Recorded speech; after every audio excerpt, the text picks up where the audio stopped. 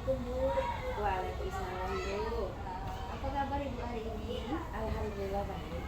Amin. Semoga kita sehat-sehat ya Bu. Amin.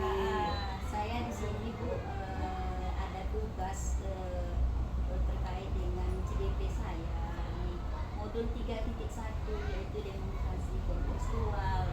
Tugas saya itu mewawancarai kepala sekolah yang ada di sekolah saya, kemudian beberapa orang kepala sekolah yang di luar sekolah saya terkait pengambilan keputusan Bu. Permasalahan yang ada di sekolah, bagaimana keputusan sebagai seorang pemimpin seperti itu Bu. Nah nanti saya akan memberi beberapa pertanyaan kepada Ibu terkait dengan hasil atau pengambilan keputusan yang diambil selama ini di sekolah kita. Kita langsung mulai saja ya Bu. Iya Bu. Kita ketahui bahwa di SD 003 ini ya kan Bu, banyak siswa-siswa mungkin lebih dari berapa ratus ya kan. Begitu juga dengan guru-guru yang ada di sini. Tentu dari beberapa siswa dan beberapa guru tersebut berbeda pula karakter-karakternya.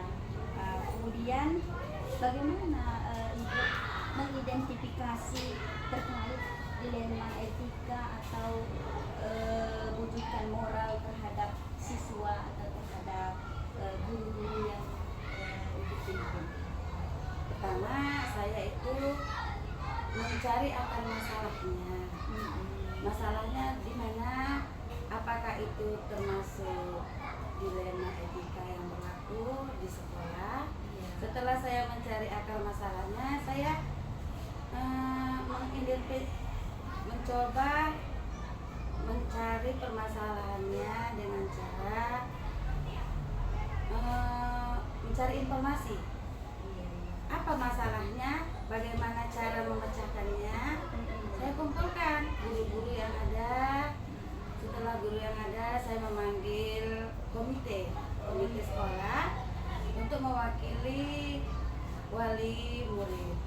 Setelah itu, setelah saya mencari dapat apa itu masalahnya, saya kumpulkan menjadi salah satu permasalahan.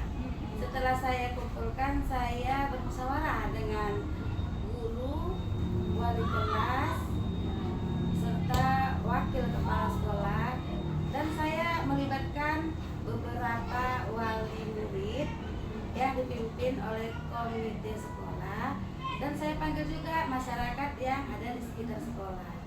Setelah itu saya bicarakan sama mereka, ini ada masalah kita tentang dilema etika yang berada di lingkungan sekolah. Setelah permasalahan itu ada, kami musyawarahkan, kami mengambil keputusan sesuai dengan kesepakatan yang kami musyawarahkan. Setelah itu kami evaluasi kembali apakah itu bisa kami lakukan di sekolah kami, tidak melanggar etika yang ada di sekolah. Apabila itu tidak melanggar kesepakatan itu, kami lakukan sesuai dengan keputusan kami. Berarti di sini ada sinergis ya kan Bu, antara kepala sekolah dengan guru, dengan orang tua, kemudian dengan komite sekolah untuk memutuskan sebuah permasalahan atau sebuah dilema etika ya kan Bu. Oke Bu. Selama ini bagaimana Ibu menjalankan pengambilan keputusan di sekolah, terutama untuk kasus-kasus di mana ada dua kepentingan yang sama-sama benar atau yang sama-sama mengandung nilai kebajikan? Di sini kita kan ada komite, ya, ada guru, dan ada masyarakat sekolah.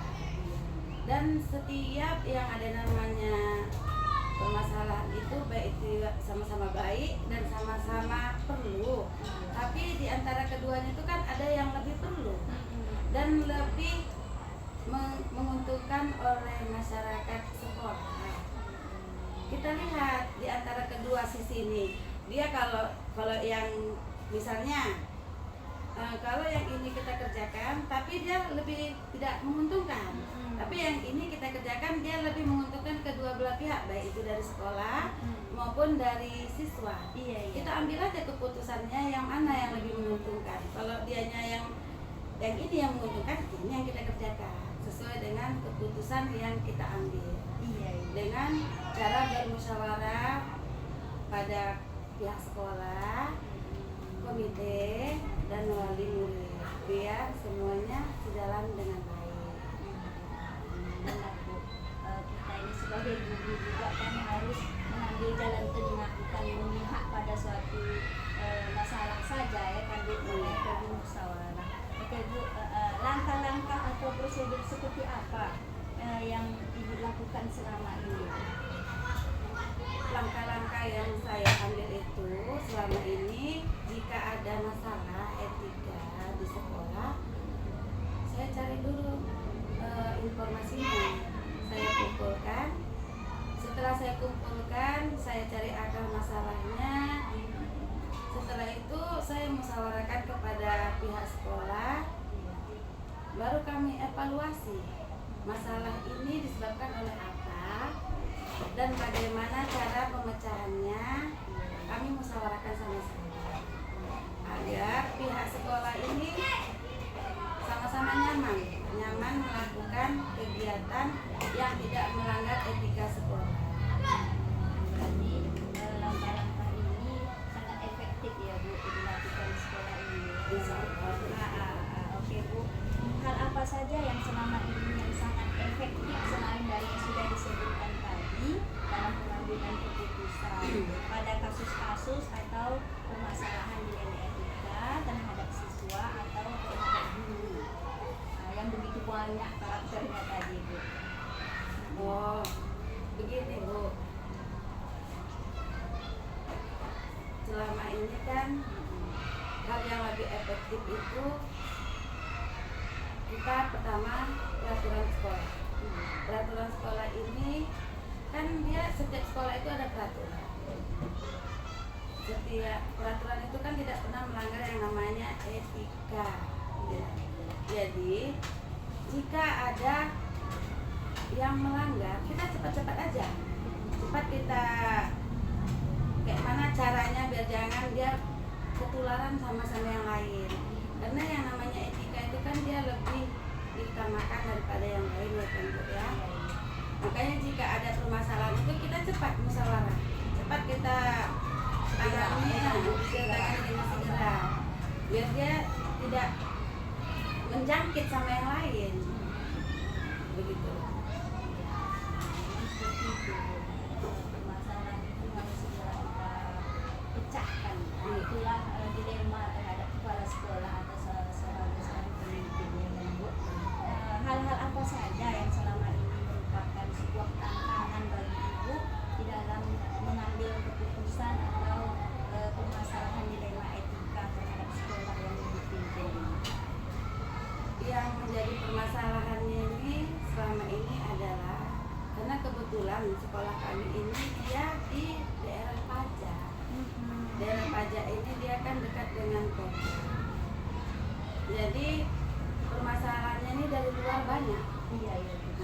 Dan itu waktu kami pun di sekolah ini lebih singkat.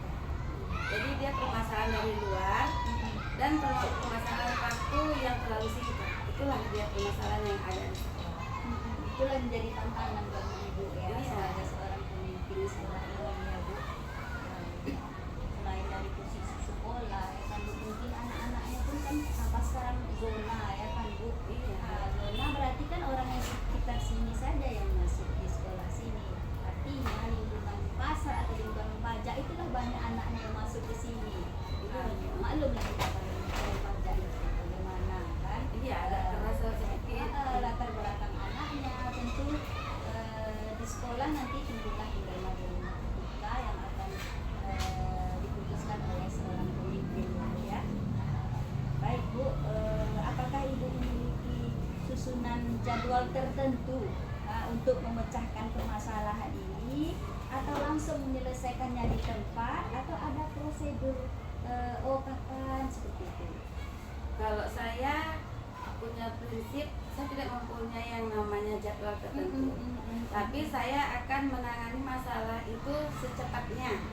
Karena menurut saya dilema etika itu kan urgent. Jadi begitu ada masalah langsung ditangani supaya nyaman dan tidak terjadi lagi. Segera mungkin, Segera mungkin, ada ya. jadwal tertentu harus memecahkan masalah ini, tunggu dulu tanggal sekian, tidak ada seperti Tidak, itu ya Bu. secepatnya aja. Oke Bu. Adakah orang lain ya atau faktor-faktor yang bisa mempermudahkan Ibu membantu dalam hal pengambilan keputusan kasus permasalahan dilema etika ini Bu? Alhamdulillah, kalau di sekolah kami ini yang dapat membantu saya itu guru-guru di sini sangat membantu. Mereka saling membantu kalau ada masalah. Baik juga dengan wali-wali murid kami di sini, kalau ada masalah mereka cepat, gercep ya, langsung aja. Ayo kita masalah ini kita kerjakan. Begitu juga masyarakat yang ada di sekitar sekolah kami. Orang itu saling membantu antara guru, wali murid dan masyarakat yang ada di sekitar sekolah. Berarti saling berkolaborasi lah ya Bu, Iya. antara guru, antara masyarakat, antara orang tua murid, untuk memecahkan permasalahan yang ada di sekolah ini ya Bu ya. Oke Bu, ini yang terakhir mungkin pertanyaan saya ya Bu. Dari semua hal yang sudah disampaikan tadi mengenai permasalahan dilema etika, pembelajaran apa yang dapat Ibu ambil sebagai pengalaman di dalam memutuskan suatu permasalahan yang berhubungan dengan dilema etika ini? Sebesar dan sekecil apapun masalah, menurut saya kita perlu yang namanya musyawarah. Karena dengan musyawarah itu kita akan mendapat keputusan yang lebih baik dan tidak merugikan siapapun. Karena hasil musyawarah itu sudah keputusan yang menguntungkan semua pihak, baik itu gurunya, kepala sekolah, muridnya, wali murid dan masyarakat yang ada di sekitar sekolah. Iya, itu pengalaman berharga ya Bu ya. Musyawarah itu penting. Iya, berarti kan pengalaman dari sebelum-sebelumnya untuk meningkatkan cara kita lagi untuk memimpin bagaimana ya kan Bu. Jadi pengalaman itu guru bagi kita ya kan Bu. Seperti itu ya. Oke lah Bu, terima kasih atas waktunya yang sudah meluangkan waktu untuk saya sebagai CGP Angkatan 10 ini. Mudah-mudahan Ibu diberi kesehatan, bisa memimpin sekolah ini supaya lebih maju lagi, supaya lebih bagus ke depannya. Itu saja yang bisa saya sampaikan kepada Ibu.